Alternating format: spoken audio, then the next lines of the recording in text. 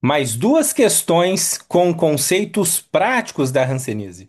Resolvendo questões, uma forma de aprender a hanseníase. Questão 36. São sintomas de neuropatia do ulnar. A. Amartelamento dos pododáctilos. B. Pé caído. C. Lagoftalmo. Ou alternativa D. Formigamentos e parestesias no quarto e quinto dedos. Preste atenção porque essa pergunta com essas alternativas não é para errar. Mas vamos fazer uma breve revisão aqui. Em relação à avaliação dos nervos, vale lembrar, neuropatia ulnar, aqui pensando na hanseníase, existem outras causas para neuropatia ulnar, mas vamos aqui focar aqui na questão da hanseníase. A bactéria da hanseníase ela pode danificar diversos nervos, nervos periféricos e até mesmo nervos cranianos.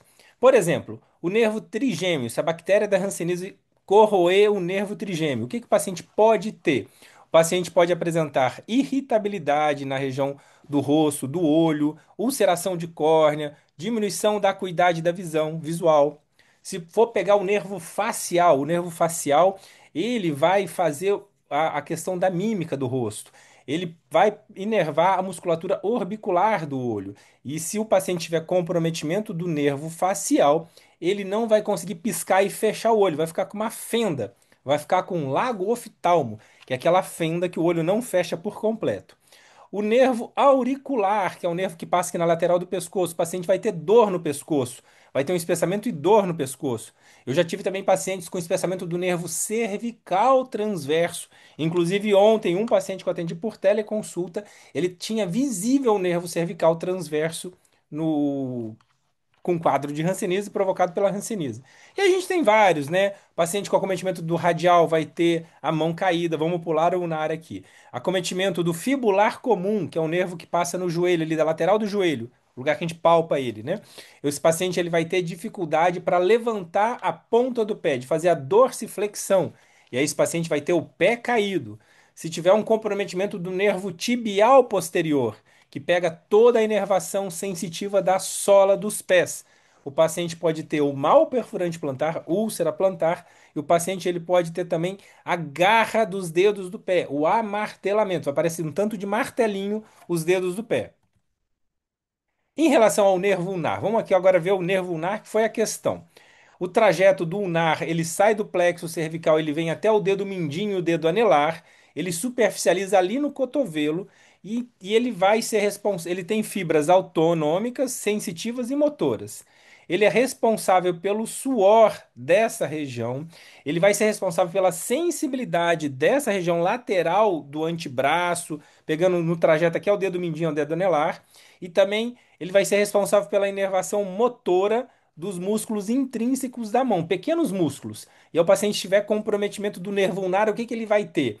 O paciente ele vai ter diminuição de suor nessa região.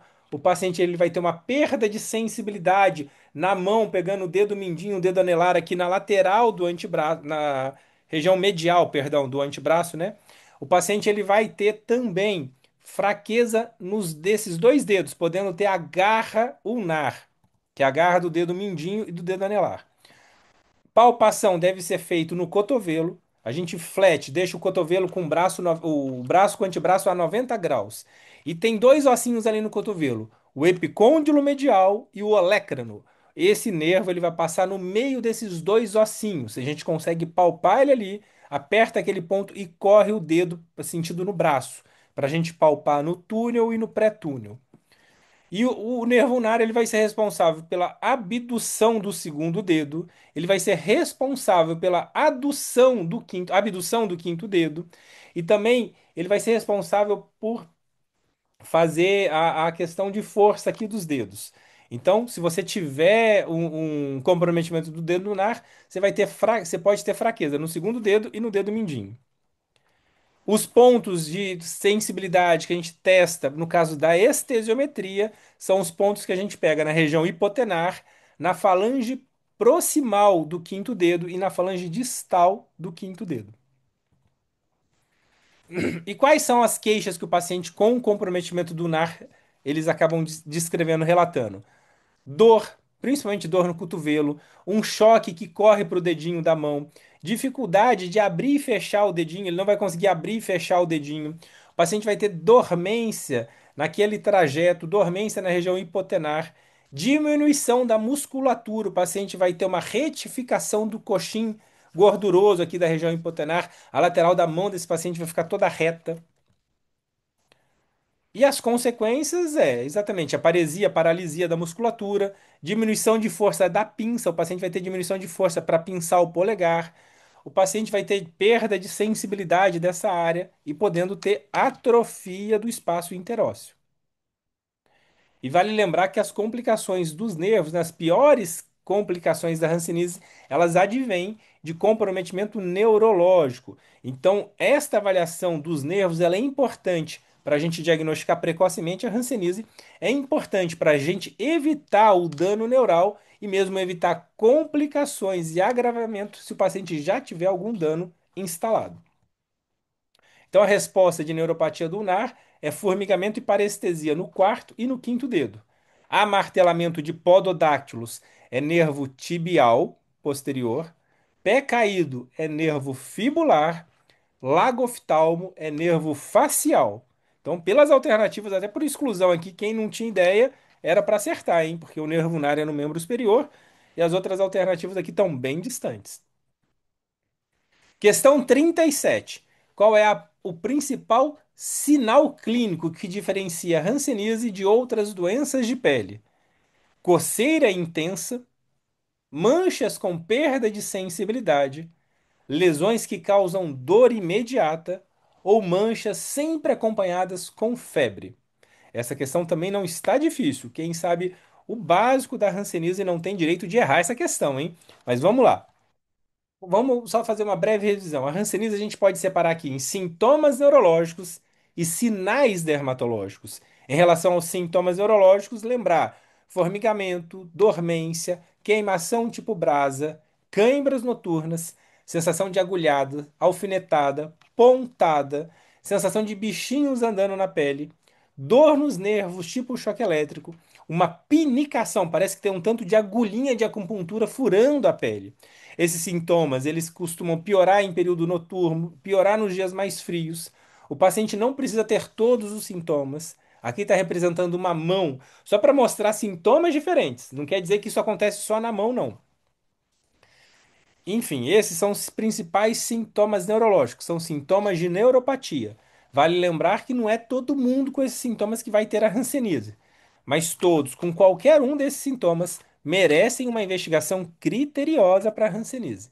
Em relação aos sinais dermatológicos, geralmente o paciente ele vai ter manchas esbranquiçadas, avermelhadas, acobreadas, cor de cobre, que, que elas cursam com perda de sensibilidade. O paciente ele pode ter até uma sensibilidade preservada. E aí o paciente, nesse caso, ele vai ter alterações autonômicas, perda do reflexo da histamina e perda do reflexo vasomotor, perdão, do suor, né? O sudomotor. Se o paciente ele, mas o que é o mais marcante da hanseníase é a questão da perda de sensibilidade, que é o que é mais famoso. E aí lembrar que a gente precisa testar sensibilidade tátil, térmica e dolorosa. Então a resposta correta para essa questão número 37, qual é o principal sinal clínico que diferencia a hanseníase de outras doenças de pele? Alternativa B, manchas com perda de sensibilidade. Coceira não é sintoma de hanseníase. A pinicação, muitas das vezes, ela é confundida com coceira. E é importante ter atenção. O paciente tem coceira, mas nunca melhora com antialérgico. É uma coceira que ela anda pelo corpo. É uma coceira estranha, que o paciente também tem formigamento, dormência. Avalie se aquilo é coceira ou se não seria uma pinicação. Lesões que cursam com dor imediata. As manchas da hanseníase geralmente têm perda de sensibilidade, elas não são dolorosas. Mancha da hanseníase não costuma doer. A dor da hanseníase ela vem do comprometimento neurológico, pode ser uma dor por causa, por exemplo, de uma neurite. O paciente ele pode ter dor por causa de neurite, mas não dor na mancha da pele. Manchas sempre acompanhadas de febre, não. A hanseníase ela vai apresentar febre apenas no caso de reação tipo 2, eritema nodoso rancênico, eritema polimórfico rancênico, fenômeno de Lúcio, mas as manchas clássicas da hanseníase não cursam com febre. Como considerações finais dessa breve aula, a hanseníase é uma doença primariamente neurológica e secundariamente dermatológica, nunca se esqueça disso. As consequências mais graves da hanseníase são decorrentes do dano neural e é importante conhecer todos os testes clínicos para o diagnóstico precoce. Teste de sensibilidade, teste da histamina, teste do suor. É importante saber dos exames complementares e avaliar a disponibilidade desses exames na investigação da doença. Finalizo mais essas duas questões com um convite para você me seguir em todas as redes sociais e compartilhar com todos os seus amigos. Deixa aqui nos comentários suas dúvidas, suas sugestões e o que você está achando desse meu conteúdo. Um grande abraço e até as próximas.